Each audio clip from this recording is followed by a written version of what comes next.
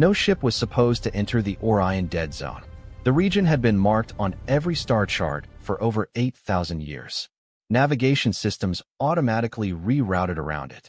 Military patrols avoided it. Even smugglers and pirates refused to cross its invisible boundary. There were no mines, no radiation storms, no black holes, just one warning attached to the coordinates. Quarantine order, origin, galactic concord. Reason, classified. Status, permanent. That was exactly why Captain Rylan Voss was there. The cargo ship Drifter's Luck dropped out of hyperspace with a violent shudder, its engines whining in protest as the stars snapped back into existence around it. Warning lights flickered across the cockpit. Rylan ignored them.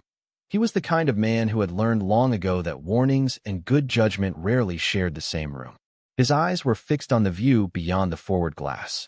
A lone blue planet rotated slowly in the darkness. It looked peaceful, almost beautiful, and after 8,000 years of quarantine, that made it feel like a wound that had never healed right. That's it.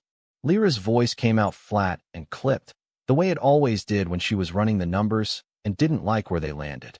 She was already at her sensor console, fingers moving with the precise efficiency of someone who trusted data over instinct. That's the world they locked down for 8 millennia? Rylan didn't answer immediately. He studied the planet the way a gambler studied a loaded deck, looking for the trick hidden beneath the surface. Earth, he said quietly. Birthplace of humanity. Former core world. The most forbidden place in the galaxy. Behind him, someone laughed, half a beat too late, like he'd had to decide if it was funny first. That was Jax, the ship's engineer. Brilliant with machines. Terrible with silence. He filled it whenever he could. They say the humans wiped themselves out. Civil war, climate collapse, AI rebellion. Depends which archive you read. Official history, Lyra said, comes from the Concord. Rylan finally smiled. And the Concord, he replied, never lies, unless it has something to hide. The crew of the Drifter's Luck wasn't a military unit, or a research team, or anything respectable. They were scavengers, salvage from restricted zones, black market technology recovery, historical artifact extraction with no questions asked. Rylan was reckless and calculating in equal measure. Lyra was the conscience nobody listened to. Jax was always the last to understand why something was a bad idea, which made him either brave or dangerous depending on the day. If even one intact pre-collapse system is down there, Jax said, we're rich. Correction, Rylan said. If we survive long enough to sell it, we're rich. Lyra turned back to her console. I'm still not comfortable with this. The Concord didn't quarantine an entire species' homeworld for no reason. Exactly, Rylan said. That reason is what the buyers are paying for. The ship began its descent. Clouds parted as the Drifter's Luck entered Earth's atmosphere. Blue oceans stretched endlessly below. Vast green landmasses. Storm systems spiraling slowly across the surface. For a dead world, it looked very much alive. Atmosphere stable, Lyra reported. Biosphere active. No global damage. No radiation anomalies. She paused. That doesn't match the collapse records. No, Rylan agreed. It doesn't. The ship leveled out above the planet's largest ocean. Blue-green and endless. It stretched to every horizon like something that had decided the world belonged to it, and was simply waiting for everyone else to admit it. Coordinates locked, Lyra said. Her voice had gone careful. Target location is underwater. Rylan leaned forward. How deep? 7,000 meters. Silence filled the cockpit. Not the comfortable kind. Scanning now, she continued. And, Captain, you need to see this. The main display flickered, then resolved. Rylan had seen ruins across 40 systems. He had cataloged dead cities on 9 worlds. He had walked through the remains of civilizations that had burned themselves out before humanity learned to write. He had never seen anything that looked like it was still waiting for its builders to come home. The structure rose from the ocean floor in clean geometric lines, towers like mountains, smooth black walls stretching farther than the sensors could measure, platforms arranged in concentric rings with a precision that felt intentional even after thousands of years. It didn't look ancient. It looked paused. Material composition unknown, Lyra whispered. No corrosion. No biological growth. No structural decay. Jax stared at the readings. That thing has been down there for thousands of years. Ryland's voice dropped to a quiet, dangerous tone. And it still looks new. Lyra enlarged one section of the display. A faint energy signature pulsed at the center of the structure. Weak, ancient, but active. Ryland felt it then. Not excitement, not greed. Something older than either. Instinct. The feeling you get when you realize you're not exploring a ruin. You're approaching something that never died. Take us down, he said. The drifter's luck tilted forward and began its descent toward the dark ocean below. As the ship entered the water, external lights cut through the endless blue.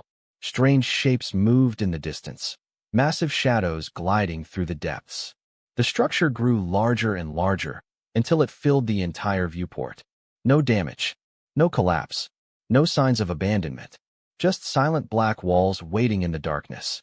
Captain, Lyra said quietly, I'm detecting something new. Ryland didn't look away from the structure. What?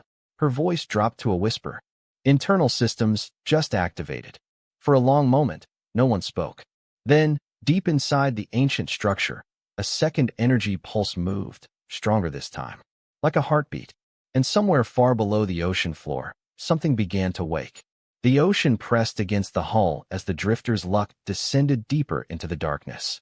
Up close, the structure's scale became overwhelming. Towers rose like mountains from the seabed. Smooth walls stretched farther than the ship's sensors could measure. It didn't look abandoned. It looked preserved. Depth holding, Jax reported. Hull pressure within limits. Energy readings are increasing, Lyra said. Whatever powered this place is still running. They found the entrance in the lower eastern sector, a massive section of wall that had split open sometime in the distant past. Not destroyed. More like a door that had partially separated and never closed again. Inside, darkness. An atmosphere. Internal pressure detected, Lyra said. Oxygen-nitrogen mix. Stable. Jax turned in his seat. You're telling me a sealed environment survived underwater for 8,000 years? I'm telling you, Ryland said quietly. This wasn't built to fail. As the ship crossed the threshold, the ocean vanished behind them. The chamber that opened around them was enormous, easily large enough to hold a fleet. The walls were lined with machinery and platforms layered in concentric patterns. Dust covered everything, but nothing was broken. Power signatures all around us, Lyra whispered. Dormant systems. Standby mode. This wasn't a ruin. This was a facility waiting for someone to return. Ryland stepped out first, boots echoing against the dark metal floor. The sound felt wrong, too clean, too sharp, like the acoustics of a place that had been sealed rather than simply left. His suit lights swept across smooth surfaces etched with symbols, some human languages, others completely unknown. Lyra and Jax followed. The air was still, too still. No airflow, no distant machinery noise, just silence. They moved deeper. Corridors stretched in perfect geometric lines. Doors stood open. Workstations remained exactly where their operators had left them. Chairs pushed back like someone had stood up in a hurry and simply never returned. On one desk, a small photograph printed on material that hadn't decayed. A family, smiling. Lyra looked at it for a long moment and didn't say anything. Captain, Lyra said softly as they walked. I'm picking up low-frequency signals. Data systems. Archives, maybe. Jax ran his scanner along a wall panel. Materials aren't in any database. Energy-resistant alloys. Self-repairing surface layer. This tech is way beyond anything the Concorde uses. Ryland stopped. Ahead, the corridor opened into a central chamber. Circular, with a ceiling that rose hundreds of meters above them. Rings of machinery lined the walls, each unit dark but intact. And in the exact center of the room stood a single structure. A platform. And on it, a capsule. Tall and transparent, filled with faint blue light. Frost-like patterns clung to the inner surface, slowly evaporating as internal systems warmed. Inside the capsule lay a man. Human. Young. Unarmed. Motionless. Lyra's voice barely formed words. That's impossible. Jax stared.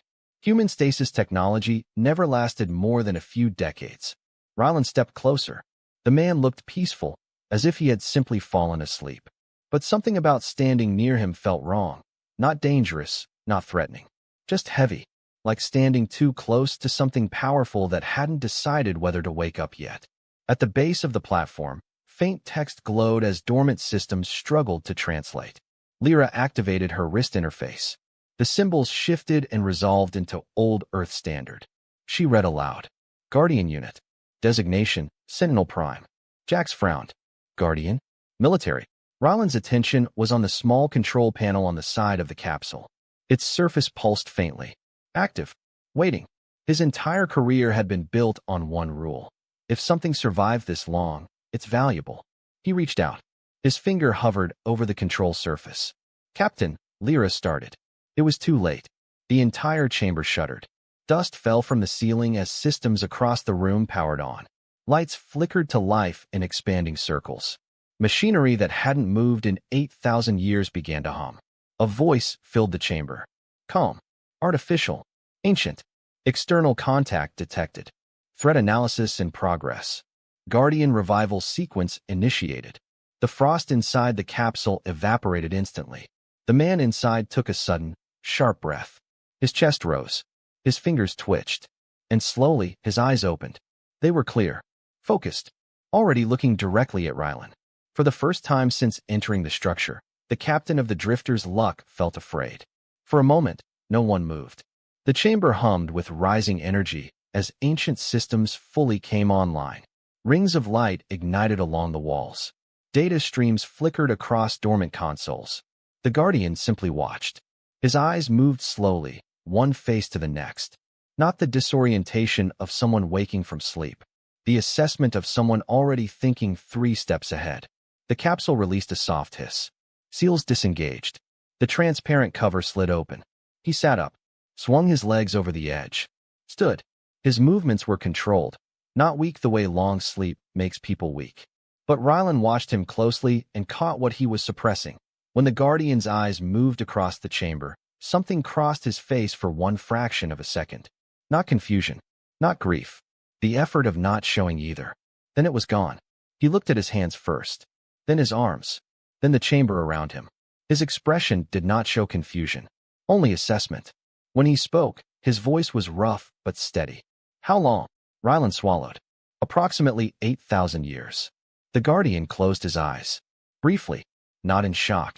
The way you close your eyes when you already knew the answer and simply needed a moment before you could do what came next anyway. When he opened them again, they were sharper. Earth status. Lyra hesitated, then spoke. Biosphere stable. Population minimal. Pre-industrial tribal distribution across most continents. The Guardian nodded once. Galactic contact? Ryland answered. Yes. Multi-species civilization. Galactic Concord Authority. Something changed in the man's expression. Not anger. Not fear. Focus. Above them, the chamber lights shifted. A central console activated near the platform.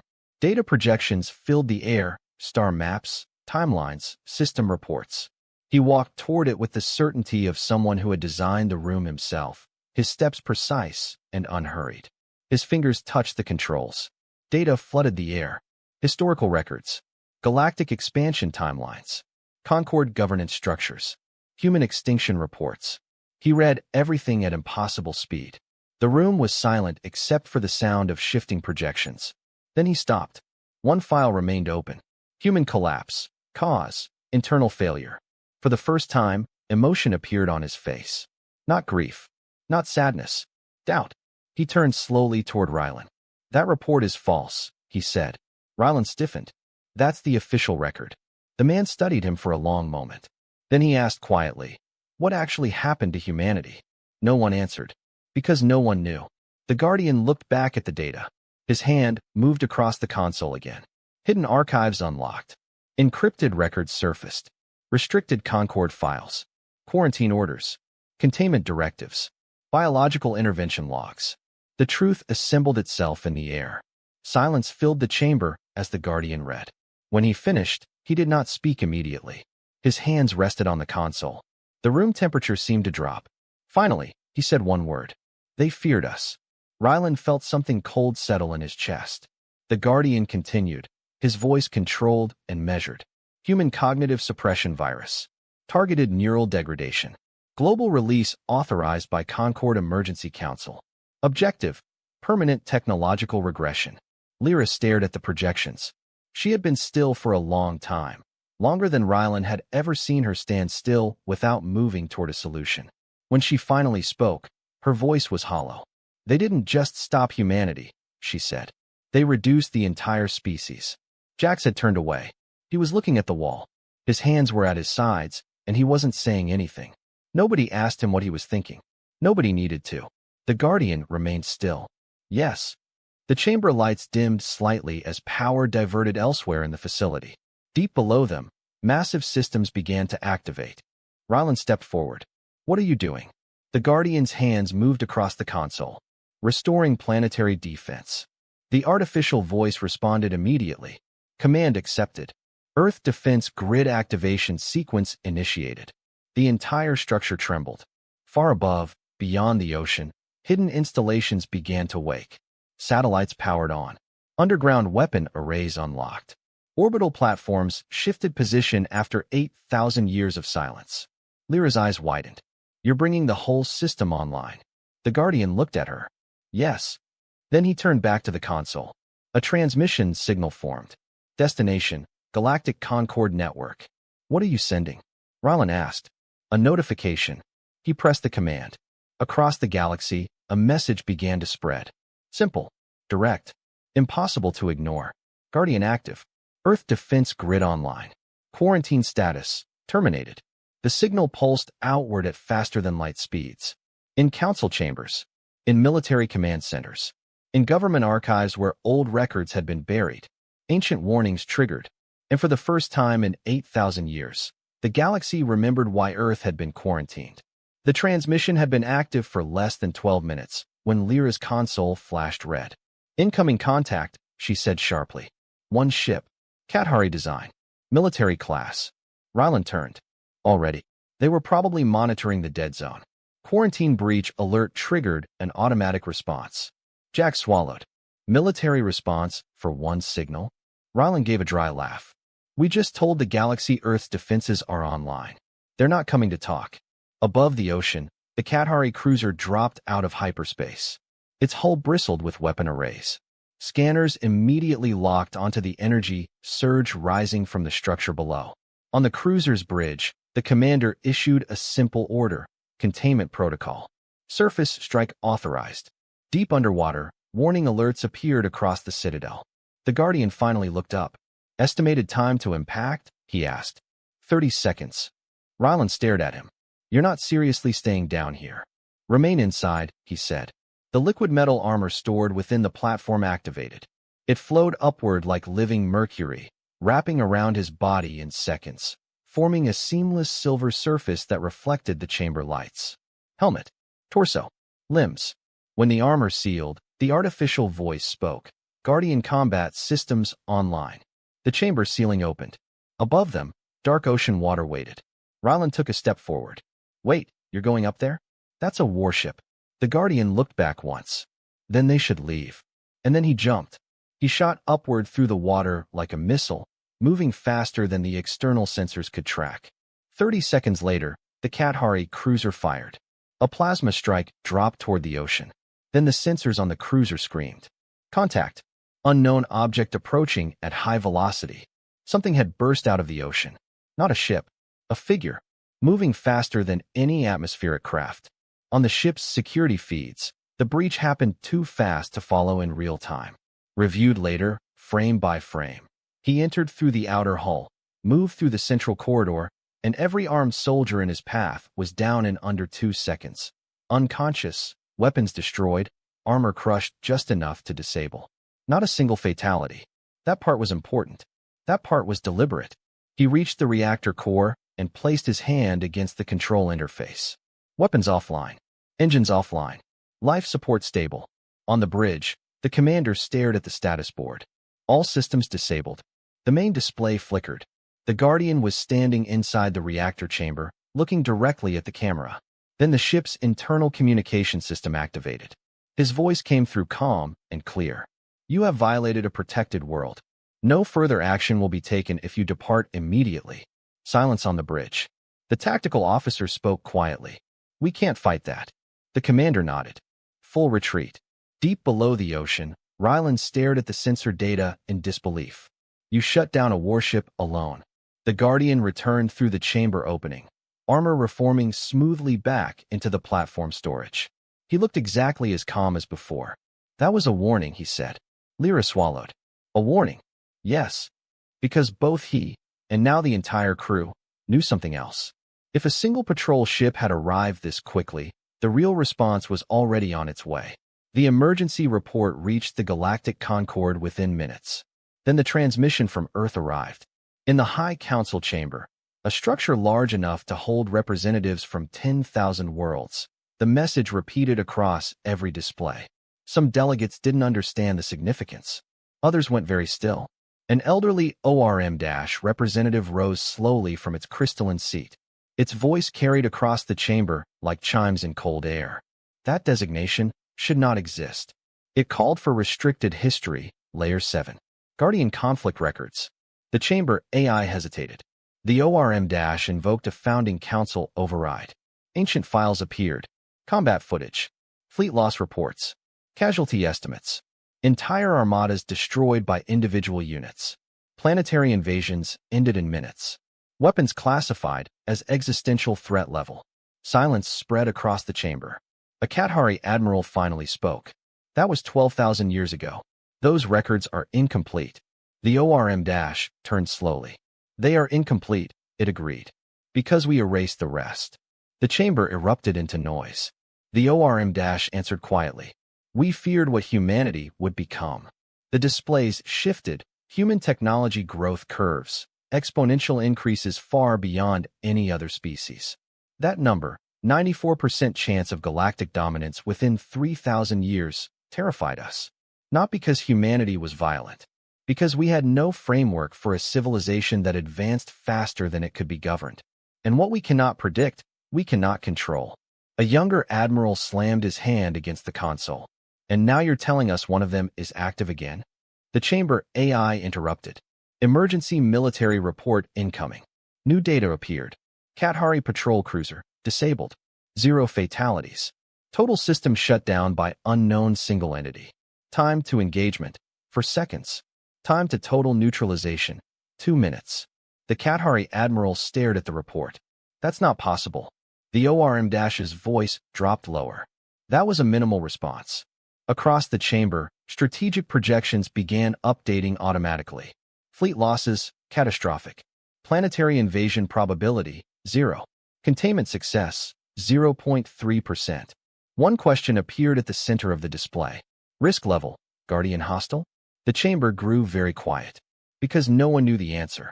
The Citadel's central archive chamber opened for the first time in 8,000 years. Walls of dark metal separated, revealing rows of suspended data cores, each one containing preserved records from the final years of human civilization. Rylan stepped inside slowly. You kept everything? The Guardian walked past him, activating the primary interface. We preserved the truth, in case it was ever needed. Lyra watched as the first projection appeared. Earth, 12,000 years ago. Cities covered continents. Orbital infrastructure surrounded the planet.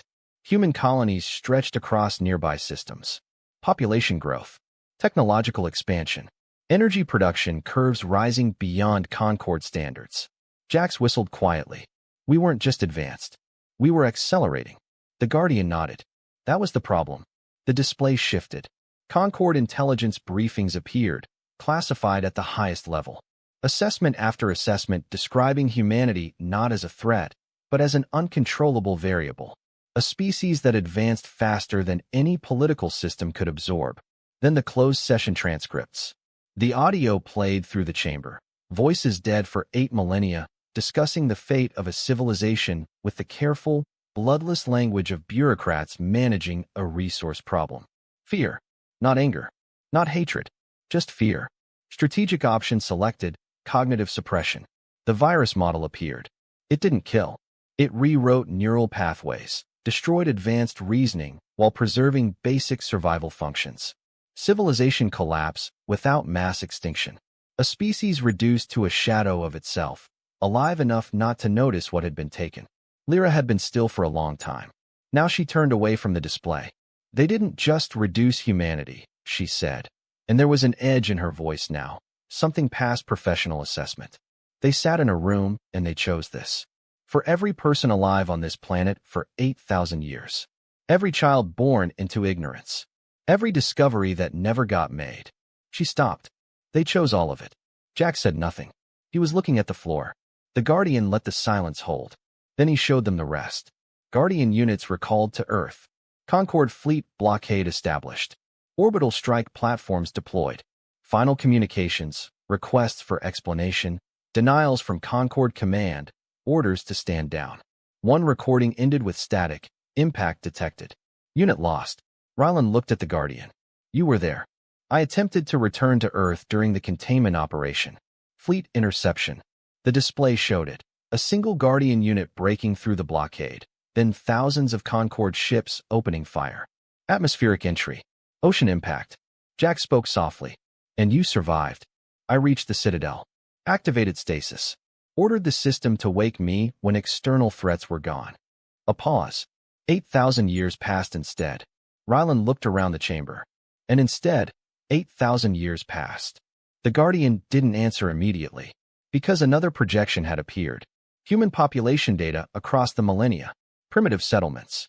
Tribal societies. No technological recovery. The virus had worked perfectly. Until now. Then a new graph appeared. Recent neural activity patterns. Small increases. Memory flashes. Cognitive spikes. Problem-solving behavior improving across global populations. Lyra leaned closer. What is that? Fail-safe protocol. The projection expanded to show hidden genetic modifications embedded in human DNA. Dormant. Waiting. Activation trigger. Guardian network online. Jack stared. You built a recovery switch into the species? Yes. What happens now? Rylan asked. Human cognitive potential will return gradually over multiple generations. How long? 30 to 50 years for full recovery. Silence filled the chamber. Then Lyra asked the question everyone was thinking. And the Concorde? The Guardian turned to the tactical display. Fleet signatures were visible at the edge of the system. Hundreds of ships. Multi-species formation. Weapons active. Estimated arrival. For hours. Rylan exhaled slowly. That's not a patrol. No, the Guardian agreed. He looked toward the growing fleet signatures. They chose containment once. The system timer counted down. This time, they will learn the difference between containment and defense. The Concorde fleet entered the solar system in full formation. Hyperspace ruptures tore open the darkness beyond Mars, one after another, until space itself seemed crowded with warships. Cruisers, dreadnoughts, carrier platforms, multi-species hull designs stretched across thousands of kilometers. Total vessels, 312. It was the largest military force assembled in a generation. On the bridge of the command flagship, Admiral Sarek of the Kathari Dominion studied the tactical display. He was a careful man, a professional who had spent 4 decades executing orders from politicians who had never stood on a battlefield. He had learned not to ask questions that complicated things. Today, for the first time in years, he was asking questions. The energy signatures coming from Earth didn't make sense. Thousands of orbital satellites, hidden weapon platforms, shield generators buried beneath oceans and continents. A defense network that, according to every official record, should not exist. Then a transmission arrived. Audio only. Clear. Calm. This is Guardian Sentinel Prime. Earth is under protection. You are approaching a defended world. Turn back. No further action will be taken if you withdraw. No threat in the voice. No anger. Just certainty. On the bridge, the tactical officer looked at the admiral. Orders. Sarek hesitated. He thought about the patrol cruiser report. 0 fatalities. Total shutdown. For seconds, he thought about the council directive. Then he gave the order the directive required. Continue advance. Weapons across the fleet began charging. Missile arrays opened. Energy lances powered up. The fleet crossed the outer edge of Earth's defense perimeter. And the defense grid activated. Thousands of satellites moved simultaneously, adjusting position in perfect synchronization. A moment later, the first beam fired. It crossed the distance instantly. One cruiser disappeared. No explosion. No debris. Just gone. On the flagship bridge, alarms screamed. Another beam fired. Then another. 3 ships gone in less than 2 seconds. Sarek slammed his hand against the console. Return fire. All units. The fleet unleashed its full weapons. Plasma waves streaked toward Earth, struck the planetary shield. The atmosphere rippled like disturbed water. The shield held. Not a single impact reached the surface. Meanwhile, the defense grid continued firing. Precise, controlled, devastating. Ships lost power. Weapons shut down. Entire formations went dark. Within 60 seconds, the fleet had lost operational control of nearly a quarter of its forces. Then the sensors screamed. New contact. The main display zoomed in. A single figure moving toward the fleet. No ship. No escort. Just a human form wrapped in liquid silver armor. He reached the fleet in less than 5 seconds, not entering through any outer ship, going straight for the command flagship. He didn't fight through the corridors. He appeared on the bridge, 3 meters from Admiral Sarek, as if the hull between them had been a suggestion he'd chosen to decline. Security teams fired immediately. The energy bolts scattered harmlessly. He moved, and to the crew watching the security feed, it looked like he disappeared. In less than 3 seconds, every armed officer was unconscious. Weapons destroyed. Armor disabled. No fatalities. He walked toward Sarek. Up close, the Admiral could see the armor was scarred from weapons fire. And the man inside looked completely calm. "You were warned," the Guardian said. Sarek forced his voice steady. "We were ordered to restore containment." The Guardian studied him for a moment. Long enough that Sarek understood this was not a weapon aimed at him. This was a person who had already decided not to kill him, giving him the chance to deserve it. "There will be no containment." He gestured toward the main display. Outside, the defense grid had stopped firing. The remaining fleet drifted, disabled, but intact. Every ship that could have been destroyed had been allowed to survive. "I could have destroyed your fleet. I did not." "Why?" "Because this is defense, not war." He stepped back. "Take your ships. Leave orbit. Report to your council." Then his voice hardened slightly. "Tell them Earth is no longer quarantined. Earth is protected." Then he phased backward through the viewport glass and vanished into space. On the flagship bridge, no one moved. Outside, the remains of the Concorde fleet slowly turned away from Earth. As they retreated, Admiral Sarek said the words that would later reach every council chamber in the galaxy. It wasn't a battle. It was a demonstration. The Concorde fleet was already beyond lunar orbit when the council received the full battle recording. Every ship, every system failure, every second of the 11-minute engagement. The footage ended with the Guardian standing alone on the command bridge, delivering his message. "Earth is protected." Silence filled the High Council chamber. No one argued. No one demanded retaliation, because the projections had already updated. Second assault probability of success, 0.02%. One of the younger delegates finally spoke. "So, what do we do now?" The ORM-representative answered quietly. "We stopped treating Earth as a threat." Across the chamber, fear shifted into something more complicated. Uncertainty. Because the Guardian had done something unexpected. He had shown restraint. He had disabled fleets, spared crews, given a warning instead of a declaration of war. That changed everything. Back on Earth, the Citadel was quiet again. Power levels had stabilized. Orbital weapons returned to standby. The planetary shield dropped to passive mode. Rylan watched the retreating ship's signatures disappear from sensor range one by one. He let himself breathe. He looked over at Lyra, at her console, running post-battle diagnostics with the focused efficiency of someone who needed something methodical to hold on to. At Jax, already cataloging hull damage and narrating findings to nobody in particular. They were alive. An hour ago that hadn't seemed likely. "You let them go," Ryland said. "Yes. They came here to attack. They came because they were afraid. Fear sent them here the same way fear started all of this." Silence followed that, because everyone in the room understood now. Fear had started the collapse of humanity. Fear had caused the virus. Fear had caused the quarantine. And fear had just sent a fleet to Earth. Jax broke it. "So what happens now?" The Guardian brought up new global scans, human settlements across the planet, small villages, tribal communities, scattered populations. But the neural activity graphs had changed. Cognitive patterns rising faster now. Problem-solving behavior increasing. Language complexity expanding. The awakening had accelerated. "The species is recovering," the Guardian said. Ryland studied the data. "They're going to rebuild." "Yes." Then, As if to answer the question nobody had asked yet, a new transmission appeared. Origin, Galactic Concord Diplomatic Channel. Priority, high. Request for dialogue. Lyra blinked. That was fast. Rylan gave a slow smile. They're scared enough to talk.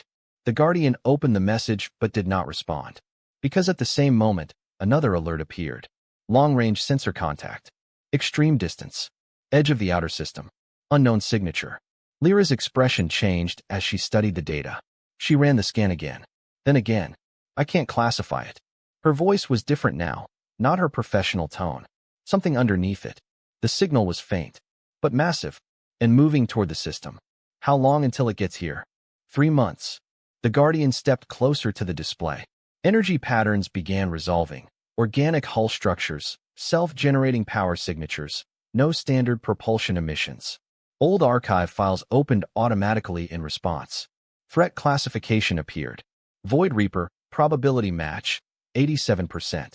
Something crossed the Guardian's face. Brief. Briefer than the moment in the capsule when he'd processed 8,000 years in a single breath. But Rylan saw it. Not fear exactly. Recognition. And the kind of stillness that comes from knowing precisely how serious something is. Rylan looked at him. What is that? The Guardian's voice dropped slightly. The reason the Guardians were created. Silence filled the Citadel.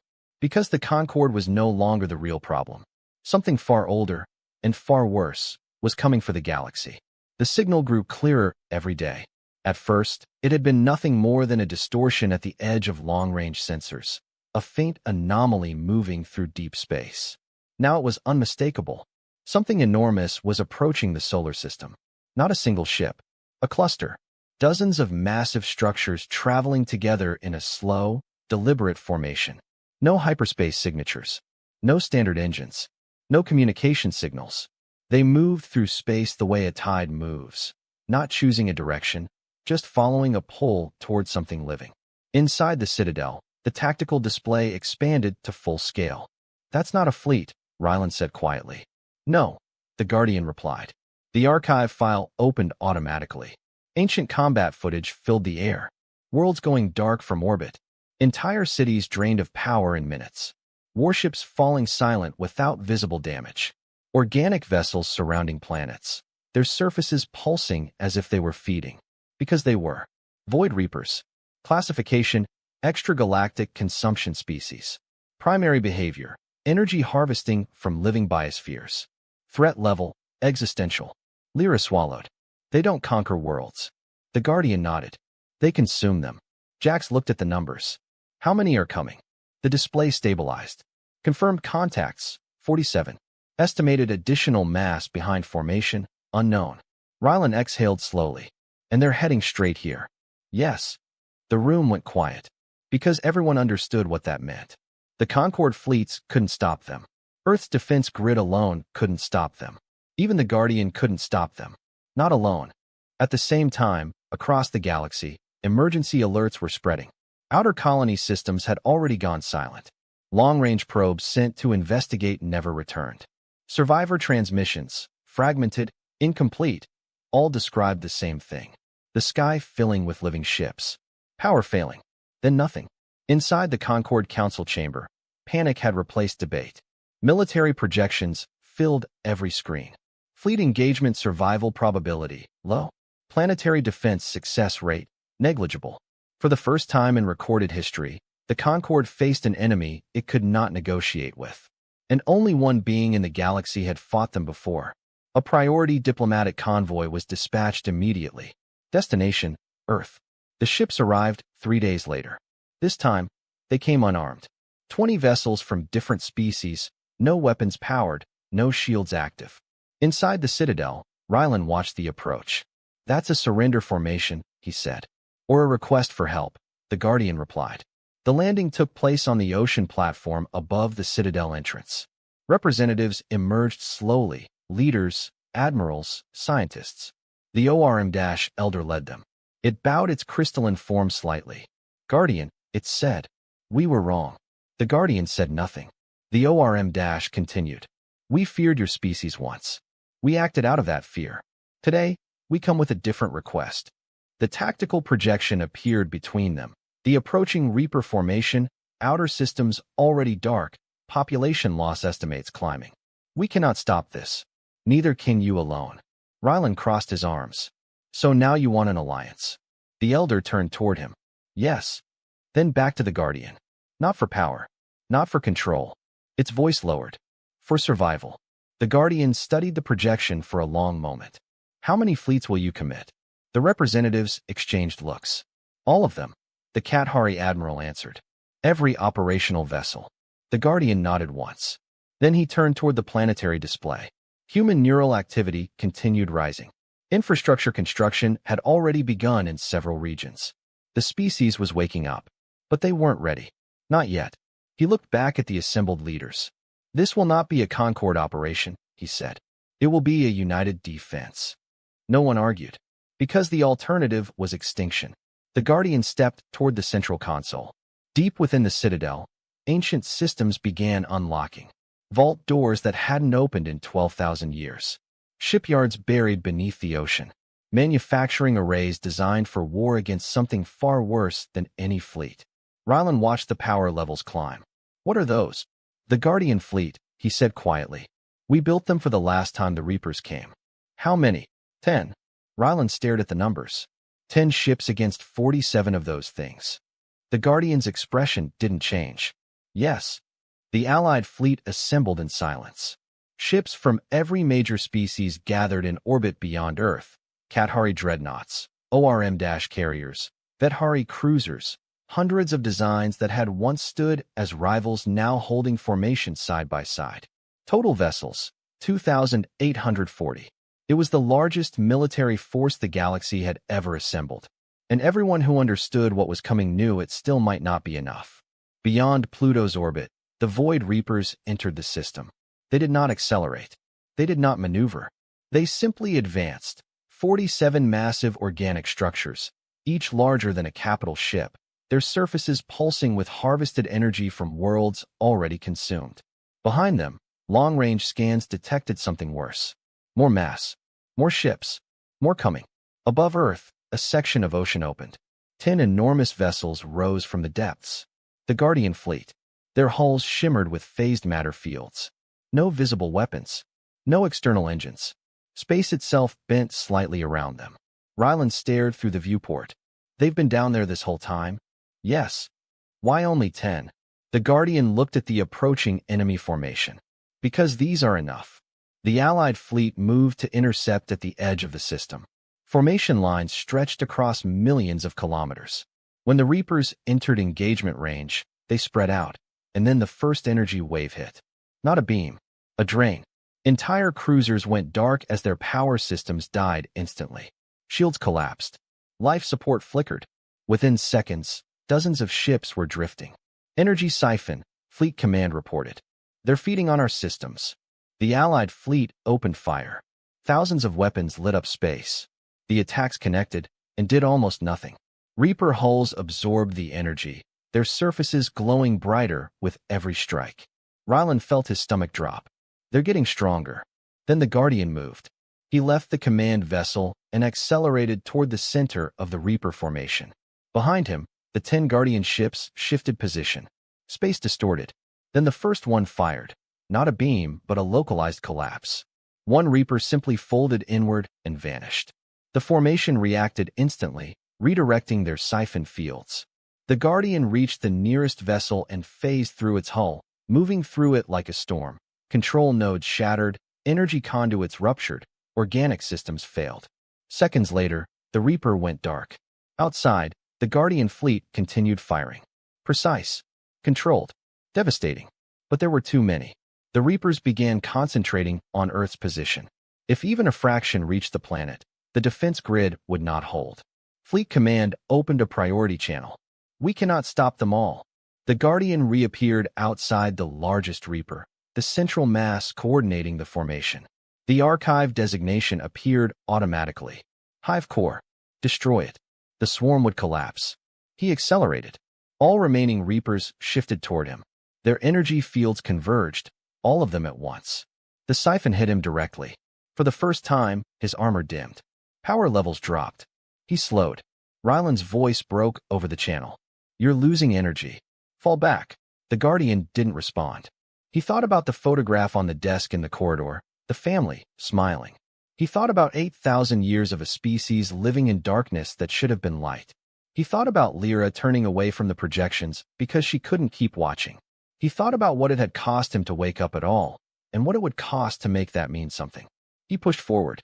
Phasing through the hive core's outer layer, he reached its center, a massive neural structure pulsing with the combined intelligence of the swarm. He placed both hands against it and released the full output of the Guardian core. Outside, the explosion didn't look like fire. Space itself twisted. The hive core tore apart from the inside. Across the battlefield, every Reaper went still.